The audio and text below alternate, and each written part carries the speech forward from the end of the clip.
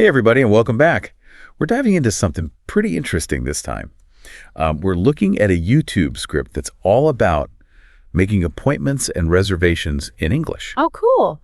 And it's actually kind of structured like a mini course. Okay. It takes you through phrases starting from beginner level and all the way to advanced. Huh. Interesting. With real-life examples along the way. Yeah. So before we get into it, think about a time when you had to make like an important appointment. Maybe it was for a job interview or a doctor's visit. Right. Or even just to get a table at a really popular restaurant. Yeah. How confident did you feel going into that? That's a great question to start off with. I think it really reminds us that even though the script is focusing on English, the idea behind it can apply to any language, really. Right. It's all about being able to communicate your needs and navigate these sometimes tricky social interactions. For sure. And so this script starts with the basics. So those beginner phrases that we've all heard, things like, I want to make a reservation, or can I book a table for two? Yeah. They seem simple enough, but they can be used in so many situations. Absolutely. And what's really great about them is that they give you that solid foundation. Yeah. They're basic, but they get the job done. Mm-hmm. Imagine you're in another country and let's say you're trying to book a train ticket. Even with limited vocabulary, you can still get to where you need to go using those simple phrases. Like a universal communication tool. Exactly. Just a few well-chosen words can open so many doors. Okay, so let's move on to the intermediate level. Okay. Here, this script adds a bit more detail and some more questions. Like, is there a slot available on date time? Or, can you confirm my appointment, please? Yes. I like to think of this as like I'm organized and I value your time level. Okay. Because it's not just about asking, it's also about taking charge of the interaction. So when you provide those specific details and you ask for confirmation, you're showing that you're proactive, that you pay attention to the details, which are really good qualities to have. They make a good impression in almost any situation. I like that. Okay, so now for the advanced level. Yeah. I was really impressed by how the script actually uses really formal and really polite language. So phrases like, I'd like to inquire about availability, or could you kindly confirm the details? Yeah. I mean, it's almost like putting on your best clothes. Like a linguistic suit and tie. I like that. I agree with you. Imagine this. You're emailing like a potential client, or maybe you're trying to reschedule a really important meeting. Using phrases like that can really show the other person that you respect their time and that you're taking things seriously. It's like you're speaking their language. Yeah. Like the language of being professional and courteous. Exactly. And, it's not just about sounding professional. Right. A lot of times, formal language uses kind of indirect phrasing, and that can come across as being more polite and considerate. Like instead of saying, can you, maybe try saying, could you kindly? Yeah. And it kind of softens things up a bit and makes you not sound demanding. That's a good point. It's not just about using big words. No. It's also about creating a connection, and setting the right tone for whatever you're doing. It makes me wonder if even in our everyday conversations with friends, being a little more thoughtful about the words we choose could help to make things clearer and avoid those misunderstandings. Yeah, for sure. It's like choosing the right clothes for the right event. Okay. You wouldn't wear a swimsuit to a job interview, would you? Yeah. The same way you wouldn't use slang when you're trying to make a good impression or when you're talking about something serious. Such a good analogy. Right. So maybe we don't all have to be experts in language, but being careful about the words we use and how they sound to other people in different situations, I think is really valuable. Absolutely. And that leads us to something that the script points out, and that's common mistakes, like forgetting to confirm your booking, using slang when you shouldn't.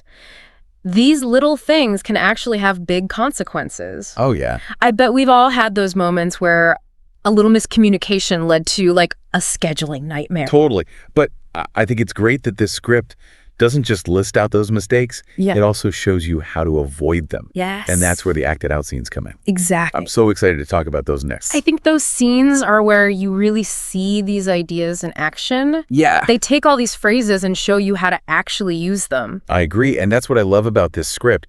It's not just telling you the grammar. Yeah. It's practical. I'm already picturing myself using those beginner phrases to book a train ticket on my next trip to Europe. Yeah. But I'm curious to see how those phrases work in more like difficult situations. So let's take a look. So in the beginner scene, we see someone trying to book a table for dinner, and it shows how just those basic phrases can be like surprisingly useful. Yeah, it's true. Sometimes less is more. Totally. Yeah. But what about when things get a little trickier? Yeah. I'm thinking about the scene at the doctor's office where they use those intermediate phrases to, pick a date and a time. That's a great example because that scene really shows you how using more detail can make things clear for everyone. Okay. And it shows that you're being respectful of everyone's time. Right. Because you've actually thought about it before. I'm definitely going to start confirming every appointment from now on. But I'm really interested in that advanced scene. Yeah. The one where they're booking a hotel room. They used some really complex language in that one. They did. They used phrases like inquire about availability and kindly confirm the details. Right. Which is very different from those basic phrases. Totally. It's almost like a secret language for being polite. Yeah. But part of me wonders if it's a bit much. Yeah. Do you ever think it could sound too formal? Yeah, I know what you mean. It really is all about finding that right balance. Yeah. And it depends on the situation. Okay. Yeah, because while formal language usually sounds professional and courteous, it might not always be the right fit. Right. Like, if you're hanging out with a close friend, you wouldn't use super formal language because it might make things feel weird. So it's like a dress code, like you were saying before. Exactly. Like sometimes it's business casual and sometimes it's black tie. Exactly. That's what makes these scenes so helpful because they show you how these phrases would actually be used. Yeah. And they help you understand those unspoken parts of communication, too.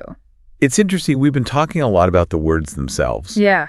But we haven't really talked about the other stuff that those scenes show. What do you mean? Like how your tone of voice can change things or your facial expressions or even body language. Right. All of that plays a huge role in how people see your message. Absolutely.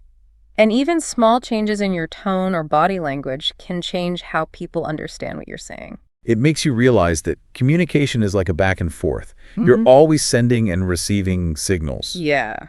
Even when you're focusing on what you're saying, you have to pay attention to how the other person is reacting and change your approach. It's like dancing. Oh, okay. You have to know what your partner's doing and where they're going next. Okay. I'm adding become a better communication dancer to my list of things to learn.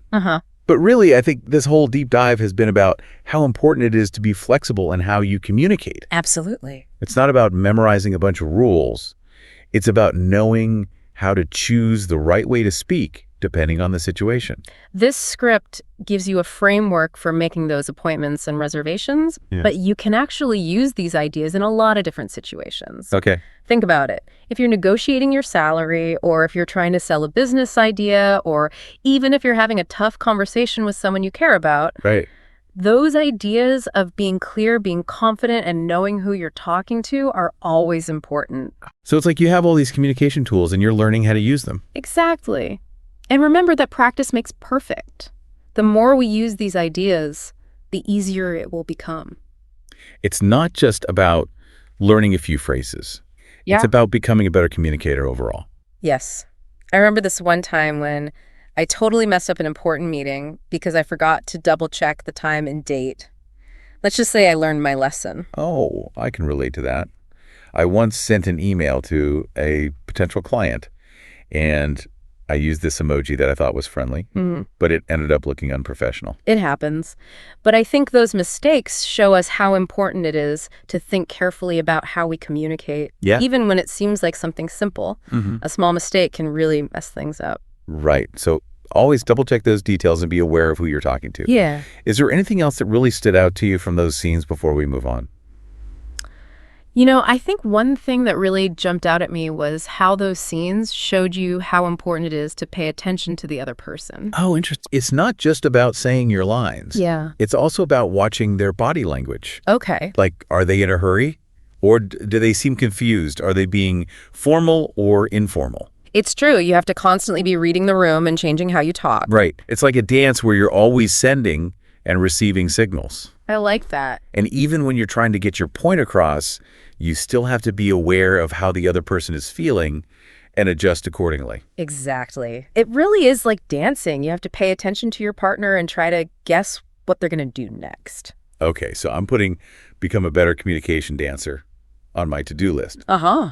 But seriously, I think the main takeaway from this whole deep dive is how important it is to be flexible when you're communicating. Absolutely. It's not just about following a set of rules. It's more about understanding the situation, using the right words for that moment. You know, this script gave us some good ways to make appointments and reservations, but those same ideas can be used in so many other situations. Whether you're trying to get a raise at work, or pitching an idea for a new business, or having a difficult conversation with someone. Right. Being clear, being confident, and knowing who you're talking to are so important. So it's like having a communication toolkit and learning how to use those tools. Exactly. And remember, the more you use them, the better you'll get.